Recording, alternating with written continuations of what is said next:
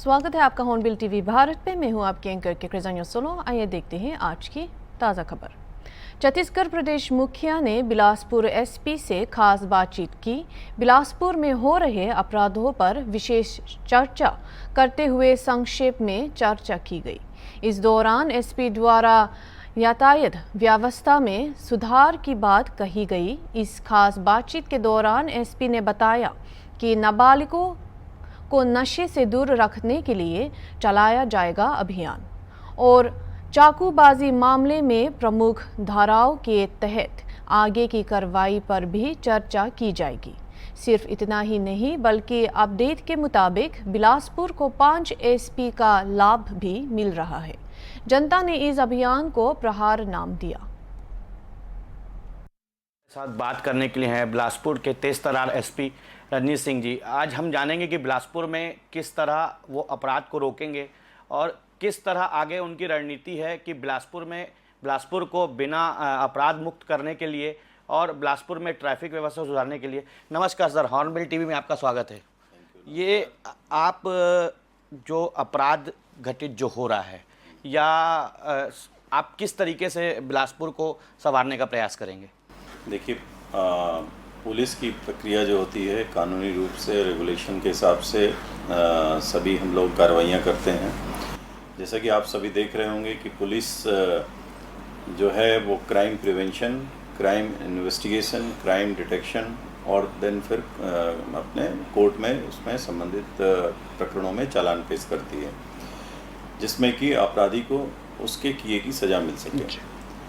आप सभी देख रहे होंगे कि पिछले 2-3 महीनों में जो भी क्रिमिनल गैंग्स हैं, संगठित अपराध हैं और ऐसे बड़े अपराध हैं जो जिनके पीछे की कुछ बड़े गुंडे बदमाश शामिल होते हैं, उनके खिलाफ लगातार कार्रवाइयाँ हो रही हैं। आपने देखा होगा कि कुछ ऐसे बदमाश जो कि रजिस्टर्ड बदमाश हैं, गुंडा लिस्ट में हैं और उनके द्वारा गैंग बनाया रखी है, उसमें बच्चे भी शामिल हैं। छोटे छोटे बच्चों को उसमें वो लोग लेते हैं और उनके द्वारा वो अपराध कराते हैं। जैसे कि जो चाकूबाजी की घटना है और चाकूबाजी घटनाएं होने पर ऐसा लगता है कि ये कहीं ना कहीं ये इसके पीछे कोई ना कोई गैंग चल रहा है और उसमें ऐसे अपराधों में निश्चित रूप से वेस्टेज इंटरेस्ट होता है। कहीं किसी की ज़मीन पे कब्जा कर लेना, किसी की प्रॉपर्टी पे कब्जा कर लेना, इस प्रकार की घटनाएं आई हैं। तो उसको हम लोगों ने समूल रूप से इसके पीछे एंड टू एंड इन्वेस्टिगेशन किया है, इसके पीछे कौन कौन लोग हैं। तो उसमें हम लोगों ने चिन्हित किया और कार्रवाई की है, वो सभी जेल में हैं। और एक चीज़ और मैं बता दूं कि ये जो चाकूबाजी की जो घटनाएं होती रही हैं, जिनमें कि कुछ ऐसी धाराओं में कार्रवाइयाँ होती रही हैं जिसमें कि वो छूट जाते रहे। हमने अभी पिछले 2-3 महीने में लगातार अगर किसी ने चाकू चलाया, अगर किसी ने ऐसी कोई घटना की है तो उसमें गंभीर धाराओं में अपराध दर्ज किया है और वो उनके खिलाफ कड़ी कार्रवाई की है। जैसे देखा गया है कि अधिकतर जैसे पुलिस अधीक्षक, नए पुलिस अधीक्षक ज्वाइन करते हैं तो सारे थाने के टीआईओ को उलट फेर किया जाता है। आपके द्वारा ऐसा कुछ नहीं किया गया, कुछ विशेष है इसके पीछे? उसके पीछे कारण है कि भाई उन्हीं प्रभारियों को ही, उन्हीं से ही काम लेना है मुझे, चाहे मैं इस थाने में लूँ चाहे किसी थाने में लूँ। तो अभी पिछले जब मैं आया उसके 3-4-6 महीने पहले इलेक्शन हुए थे, उस समय ही वो सभी लोग लगाए गए हैं वहाँ पर। तो मुझे उनसे काम लेना है चाहे किसी भी थाने में करूँ। हाँ, उनकी परफॉर्मेंस के आधार पर, उनके इंटरेस्ट के आधार पर यदि कोई अच्छा काम कर रहा है या नहीं कर रहा है तो फिर उसको समय रहते फिर उसको चेंज करेंगे। जैसा कि अभी आपने देखा होगा कुछ लोगों की शिकायतें आई, कुछ लोगों के परफॉर्मेंस में कमी आई तो उनको शिफ्ट किया गया है 1-2 लोग। जैसे देखा गया है सर, अभी जो ट्रैफिक नियम, जो ऑनलाइन चालान की प्रक्रिया चलाई जा रही है, बहुत सारे लोगों के ऊपर चालान भी हुआ है। क्या लगता है इससे ट्रैफिक व्यवस्था सुधरेगी? ट्रैफिक के लिए देखिए कई चीज़ें इंपॉर्टेंट होती हैं। मेन है ट्रैफिक का जो एनफोर्समेंट जो पार्ट है वो हमारा है और ट्रैफिक इंजीनियरिंग जो पार्ट होता है उसमें कई विभाग जुड़े रहते हैं। जैसे कि आप लोग देखते होंगे कि ब्लैक स्पॉट है जहाँ पर कि कई बार दुर्घटनाएं होती हैं, कई मौतें होती हैं। उसमें जब देखा जाता है तो कई ट्रैफिक इंजीनियरिंग की कमी होती है। जैसे आप लोगों ने देखा होगा कि हमने कई ब्लैक स्पॉट की विजिट की, वहाँ पर जो कमियाँ थी उसको दूर करने के लिए संबंधित विभागों की मीटिंग ली। नेशनल हाईवे जो संबंधित रोड की जो ट्रांसपोर्ट ये कंपनी है जो है जिनके द्वारा रोड बनाई गई है, उनकी हमने मीटिंग ली और सबको ठीक करने के लिए बताया और कुछ हद तक उनके द्वारा ठीक भी किया गया है, कुछ प्लान भी किया गया है। तो निश्चित रूप से होगा, जैसा कि आप बिलासपुर में देख रहे हैं लेफ़्ट टर्निंग वाला जो लेफ़्ट टर्निंग में कई बार लोग गाड़ियां खड़ी कर देते हैं जिनको सीधा जाना रहता है, तो उससे लेफ़्ट टर्निंग ब्लॉक हो जाती है। तो उस पर हम लोगों ने चिन्हित किया है। कुछ हमने रोड तिफरा से लेके नेहरू नगर चौक तक की ट्रैफिक को एक टारगेट कर करके कि वहाँ पर व्यवस्था ठीक हो। सर, जैसे देखा गया है कि आज की डेट में अपराध में बालिगों से ज़्यादा नाबालिगों की ज़्यादा भूमिका ज़्यादा रहती है, तो इसके लिए अपन क्या करते हैं? इसके पीछे भी इसके लिए हमको देखिए, हमको विशेष तौर पे ऐसे बच्चों को, हम उन बच्चों को उनके अवेयरनेस के लिए भी उनके बीच थोड़ा एक कम्युनिटी पुलिसिंग के प्रोग्राम के जरिए भी हम लोग जा रहे हैं। जैसा कि मैंने बताया कि हम लोग एक कम्युनिटी पुलिसिंग का प्रोग्राम कर रहे हैं उन बच्चों के लिए, आओ संवारे कल अपना। तो ऐसे बच्चे जिन्हें कि नशे का आदी बनाया जाता है, वो अपने से वो नशा नहीं लेते बल्कि उन तक नशा पहुंचा दिया जाता है, ऐसे लोगों के खिलाफ भी हम लोग कार्रवाई कर रहे हैं। जो कि आप प्रहार अभियान जिसके बारे में आप कह रहे थे, प्रहार अभियान पुलिस का चलाया नहीं है। प्रहार अभियान आम जनता के द्वारा कहा गया है कि एक जो कार्रवाइयाँ हो रही हैं पुलिस की, वो उसमें कंटिन्यूटी बनी रहे, उसमें निरंतरता बनी रहे और ये लगातार प्रहार होता रहे। ये पब्लिक से ये शब्द आया और उसी पे पुलिस चल पड़ी है।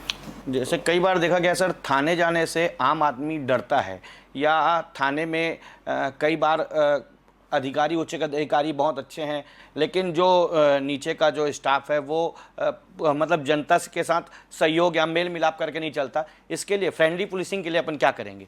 उसके लिए हम लोग लगातार अपने थाने के स्टाफ को, जो विशेष तौर पे जिसका आपने जिक्र किया, उनको सेंसिटाइज कर रहे हैं। सभी थाना प्रभारी को बताया गया, हर मीटिंग में बताया गया। हम सारे गेस्टेड ऑफिसर जब थाने की विजिट करें तो थाने में जो कर्मचारी हैं, कांस्टेबल हैं और हेड कांस्टेबल जो ड्यूटी अफसर होता है, उसको उसके साथ बात करके उसको बताएं कि आप आम जनता की सुन लीजिए। सुनने से ही बहुत कुछ उसका दुख दर्द दूर हो जाता है। तो इस तरीके से उनको सेंसिटाइज किया जा रहा है और निश्चित रूप से उसमें धीरे धीरे सुधार भी हो रहा है। और हमारे बिलासपुर को 5 ASP मिले हुए हैं, तो क्या इसका फ़ायदा दिख रहा है पुलिसिंग में? हाँ, निश्चित रूप से दिखेगा। और दरअसल जो हमारे जो 2 एडिशनल SP हैं, जो एक एडिशनल SP IUCA की हैं जो महिला से संबंधित अपराध होते हैं, एक एडिशनल SP हमारे ACCU जिसको कि पहले क्राइम ब्रांच बोला जाता था, उसका हमने चार्ज दिया है और एक सब डिवीज़न दिया है। इसके अलावा एडिशनल SP ट्रैफिक है, उनको दिया है, और 2 additional SP city and rural हैं। तो निश्चित रूप से अच्छा सुपरविजन होगा, अपराधों का सुपरविजन होगा, क्राइम प्रिवेंशन होगा, तो निश्चित रूप से फ़ायदा। कई बार देखा गया है सर कि जो लोग थाने तक नहीं पहुंच पाते, वो जो पुराने SP थे वो अपने पास एक मतलब एक दिन ऐसा कोई रखते थे जो डायरेक्ट आके SP से शिकायत कर सकते थे, SP से मिल सकते थे, उनको अपनी बात बता सकते थे। कई बार क्या होता है कि दबाव में, चाहे परिचय में, चाहे किसी और में, थाना प्रभारी कार्रवाई नहीं करते हैं या नहीं कर पाते हैं, या थाना प्रभारी को लगता है कि ये शायद बातचीत से मामला ख़त्म हो जाएगा। तो उसके लिए आप क्या करें? आप कोई ऐसा एक दिन फिक्स करेंगे कि जनता आपके पास प्रतिदिन आते हैं? प्रतिदिन हमारा पे कोई ऐसा एक दिन फिक्स ही नहीं है, हर रोज की कभी भी एनी टाइम आ जाते हैं, एनी टाइम आते हैं। अच्छा, आप और एक आपने देखा होगा कि बाहर एक इंस्पेक्टर रैंक का अधिकारी बैठा है। जी जी, वो एक अच्छी पहल है आपकी, हम लोग देखे उसको भी हम शूट करेंगे ताकि उसको भी दिखाया जा सके आपके द्वारा एक अच्छी पहल। कोई बैरन वापस न चला जाए कि नहीं SP साहब मान लीजिए आज नहीं है, तो उनकी सुनवाई SP के बिहाफ में वो इंस्पेक्टर बैठा है और बाकायदा वैसे ही कॉग्निजेंस लिया जाएगा जैसे कि मेरे पास वो आते हैं। आप हमारे चैनल के माध्यम से बिलासपुर वासियों को ऐसा क्या मैसेज देना चाहेंगे जिससे कोई भी चीज़ या अपराध कहीं घटित हो रहा हो तो उसकी सूचना देने में, जैसे लोग पहले डरते थे कि हम पुलिस में इन्वॉल्व नहीं होना चाहते या हमको इसके बाद परेशान होना पड़ेगा, तो ऐसा क्या मैसेज देना चाहेंगे जनता को कि लोग पुलिस की मदद करने के लिए खुद से आगे बढ़ के आएँ? आप सभी के माध्यम से पहले तो बिलासपुर जनता का अभिवादन करता हूं और आप सभी से निवेदन करता हूं, अनुरोध करता हूं कि आपके इर्द गिर्द किसी भी प्रकार का अपराध हो रहा है या ऐसी होने की संभावना है, सूचना है, या ऐसे संदिग्ध लोग आपको दिखाई दे रहे हैं, तो थोड़ा सा अवेयर होके संबंधित पुलिस थाने में पुलिस अफसरों को या जहां भी आपको बन पड़ता है 112 है उसमें आप सूचित कर सकते हैं। तत्काल पुलिस उसमें कार्रवाई करेगी। और यदि फिर भी उसमें मान लीजिए कहीं विलम्ब होता है तो आप अधिकारियों के नंबर पर, मेरे भी नंबर सबको पता है, जो CUG नंबर है उस पर तत्काल लगा सकते हैं और आप सूचना दे सकते हैं, जिससे कि हम सोसाइटी में एक कलेक्टिव रिस्पॉन्सिबिलिटी के तहत हम लोग सभी काम कर सकते हैं, चाहे वो पुलिस हो, नागरिक हो, कोई भी हो, तो सभी लोग हम लोग कर सकते हैं। धन्यवाद सर। ये थे सर SP सर हमारे बिलासपुर के रजनीश सिंह जी। इनके साथ हमारी बात की अमित संतवानी, स्टेट हेड छत्तीसगढ़। औरैया में तेज रफ्तार कार ने बाइक में टक्कर मार दी, जिससे 3 भाई घायल हो गए। एक की मौत हो गई जबकि अन्य को दूसरे अस्पताल में रेफर कर दिया गया। आजिद राजपूत अपने भाई विकास और लोली के साथ घर लौट रहे थे, तभी ये हादसा हुआ। आजिद की मौके पर ही मौत हो गई और जबकि विकास और लोली गंभीर रूप से घायल हो गए। सदीशुद आजिद, जिसका एक बच्चा भी है, नोएडा में काम करता था और अपने भाई की शादी में शामिल होने आया था। हादसे के बाद कार चालक भाग गया। हमारा नाम उधम सिंह राजपूत। कहाँ रहते हो? माखनपुर। ये दुर्घटना में जो बच्चे घायल हुए हैं, इनके जानकारी है कुछ? जी। कौन था आपका इसमें? इसमें हमारे हैं तो तीनों सब घर के भतीजे हैं हमारे लड़के। क्या नाम है उनका? एक है शिव बाबू का लड़का है, उनका नाम अजीत है और आयु करीब 26-27 साल है। कैसे हादसा हुआ ये? अब उधर पपून से आ रहे थे और ये अछलदा से आ रही थी यूको गाड़ी, तो ये बीच टीकमपुर के सामने एक्सीडेंट हो गया था। हम तो थे नहीं, हम थे घर पे, तो जब पता लगा फ़ोन आया तब हम पहुंचे वहां पर। एक्सीडेंट हो चुका था उस समय। आज दिनांक 15 मई 2024 को समय करीब 8 बजे रात्रि में फफूद थाना क्षेत्र के टीकमपुर गांव के पास मोटरसाइकिल और इको कार में टक्कर हो गई थी, जिसमें मोटरसाइकिल सवार अजीत कुमार पुत्र शिवबाबू राजपूत उम्र 22 वर्ष, विकास पुत्र हाकिम सिंह उम्र 26 वर्ष तथा चंद्र प्रकाश उर्फ लोली पुत्र जसवंत राजपूत उम्र 20 वर्ष निवासी ग्राम माखनपुर थाना फफूद जनपद औरैया गंभीर रूप से घायल हो गए थे। सूचना पर तत्काल SO फफूद और SHO दिबियापुर मौके पर पहुंच गए थे। उनके द्वारा घायलों को तत्काल CSC दिबियापुर पहुंचाया गया, जिसमें अजीत राजपूत की हॉस्पिटल पहुंचते ही मृत्यु हो गई है। गंभीर रूप से घायल विकास को डॉक्टरों द्वारा कानपुर रेफर कर दिया गया है। चंद्र प्रकाश को मामूली चोटें हैं, जिनका CSC दिबियापुर में इलाज चल रहा है। तीनों लड़के एक ही परिवार के रहने वाले हैं। परिजन CSC आ गए हैं, जिनकी उपस्थिति में पंचायतनामा की कार्रवाई प्रचलित है। तहरीर के आधार पर सुसंगत धाराओं में अभियोग पंजीकृत किया जा रहा है। ड्राइवर फरार है, जल्दी गिरफ्तार कर लिया जाएगा। इको कार पुलिस के कब्जे में है। मौके पर कानून व्यवस्था संबंधी कोई समस्या नहीं है। दुर्ग जिले के ग्राम पंचायत बोदी गांव में डायरिया के 46 मरीज मिलने से स्वास्थ्य विभाग में हड़कंप मच गया।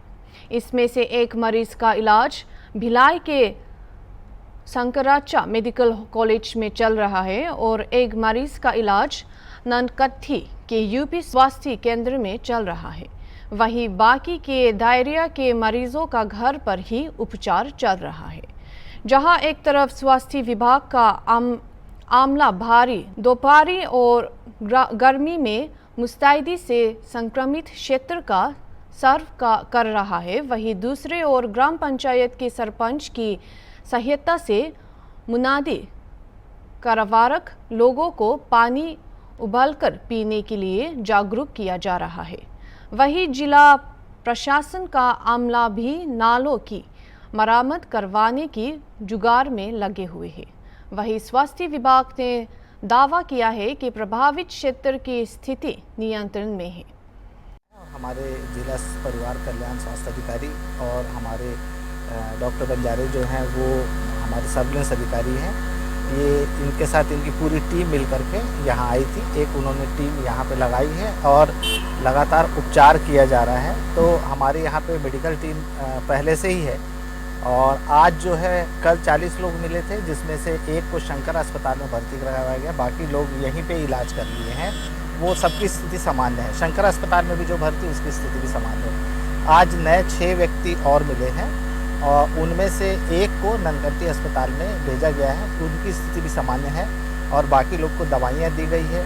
यहाँ पे सभी को समझाइश दी गई है। हमारा कैंप निरंतर चल रहा है और हम ORS के पैकेट और घोल बनाने के लिए बता दिए, विधि बता दी है। प्रथम दृष्टि क्या दिख रहा है सर डायरिया को लेकर? देखिए, प्रथम दृष्टि ये होता है कि कहीं ना कहीं पे खाने में या पानी पीने में कुछ ना कुछ उनके साथ जो पदार्थ है उसमें ऐसे कीटाणु चले गए हैं जिसके कारण से डायरिया हुआ है।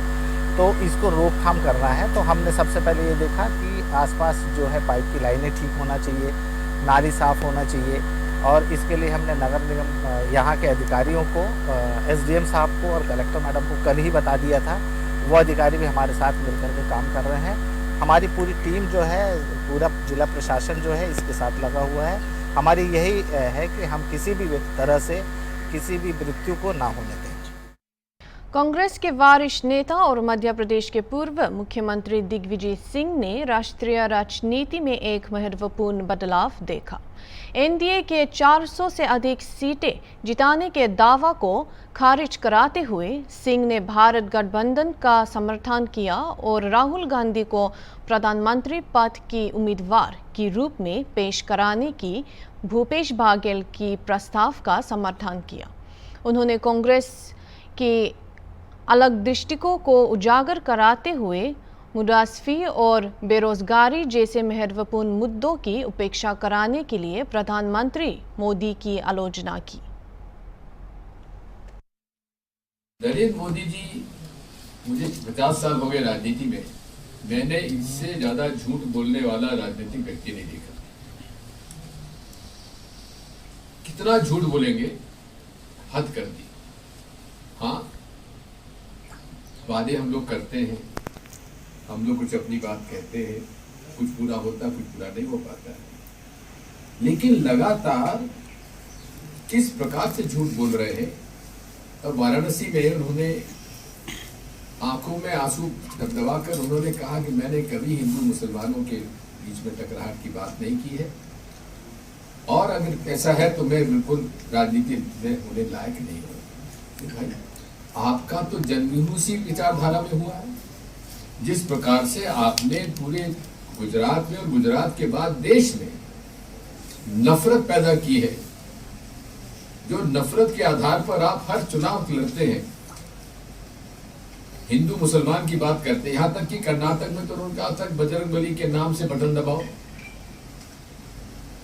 और अब वो कहते हैं कि मैंने कभी बात नहीं की, और उसके बाद महाराष्ट्र में जाके उन्होंने एक बिल्कुल असंवैधानिक बयान दिया है कि कांग्रेस पार्टी मुस्लिमों को आरक्षण देना चाहती है धर्म के आधार पर, जो संविधान में संभव नहीं है।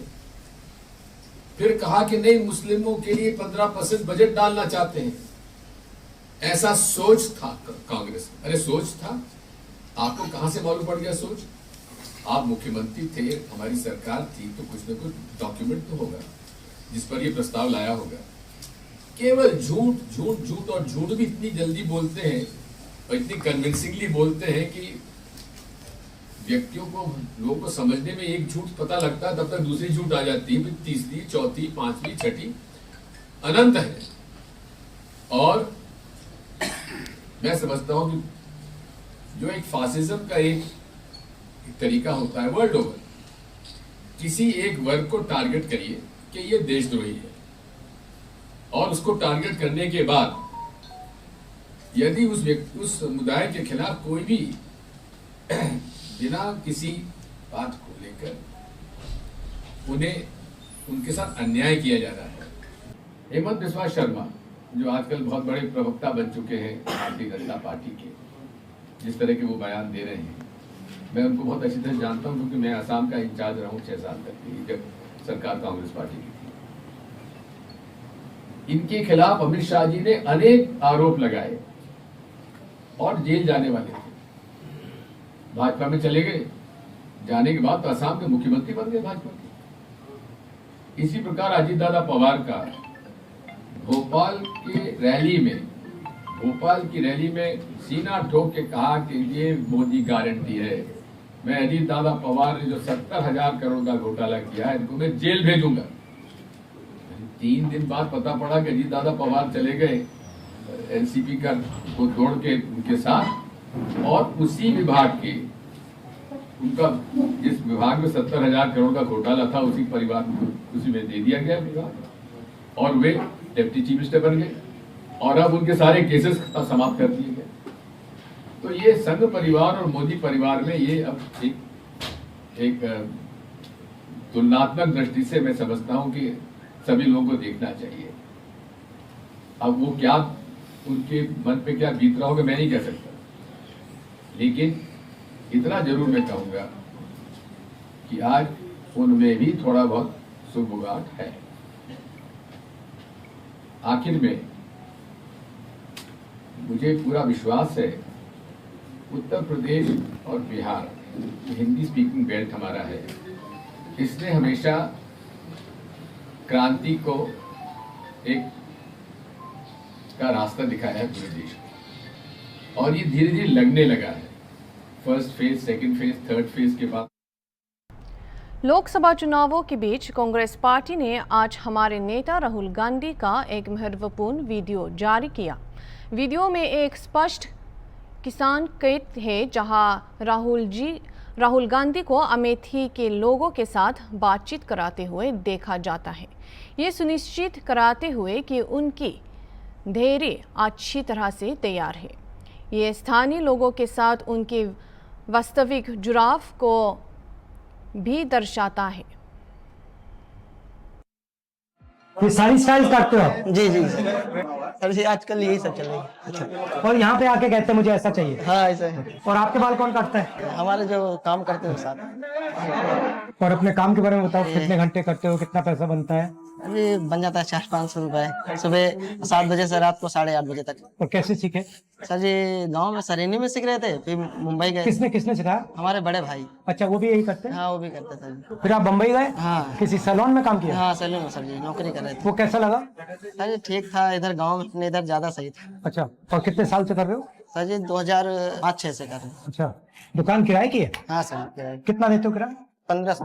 और कितने लोग काम करते हैं? सर जी 3 लोग काम करते हैं।